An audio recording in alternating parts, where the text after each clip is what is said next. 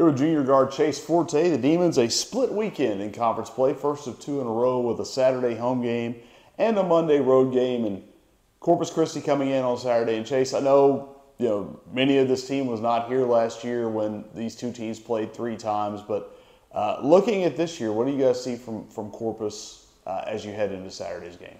We respect them as an opponent, obviously, but I feel like we can win this game. We kind of play similar styles, so it's just the toughest team is going to win, and I feel like we're the tougher team. Where's that toughness going to have to come from?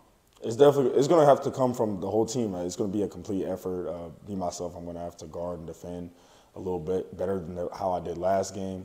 And obviously the bigs are going to have to get a real aggressive boxing out and just getting rebounds and stuff like that.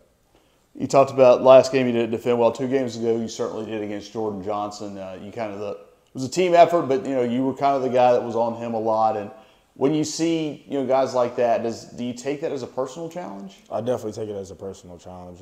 Like what I said, I want to be Defensive Player of the Year. That's one of my goals this year. So I take it as a challenge when we play against tough opponents like that. You're coming home for one game, then back on the road. It's going to rotate here for a little bit more. But what is it about playing at home that makes you guys comfortable? Just the atmosphere, Obviously, anyone loves home court advantage. We love our fans. We love the community here. So just playing in front of these people just makes us very comfortable. We'll look ahead to Monday and facing a McNeese team that it really seems when they came in here to be 3 weeks ago now. Was that kind of a wake-up call or a turning point for this team, the McNeese game, even though you didn't come out on top? It was definitely a turning point. When we played with them and battled them, we knew we could play with anyone in the conference because that's the best team in the conference. So that got our confidence up. That made us think like, okay, we can make some noise in this league, and we have. So, your first year at the Division I level, when did you start to feel comfortable, and when was there a turning point for you? I'd say the McNeese game. Like what I said at the beginning, kind of had some struggles, but after the McNeese game, I kind of settled in, and then the next game, which was I think UIW, I had a great performance. So that game right there, it was a turning point for me, and it was a turning point for a lot of other guys on the team as well. What was the biggest part of the learning curve coming from junior college to Division I? That now that you've got 2/3 of a season under your belt. Just playing with quote unquote better players, like sharing the ball, just doing things that I wasn't doing at the JUCO level, like as far as like taking less shots, actually having a definitive role.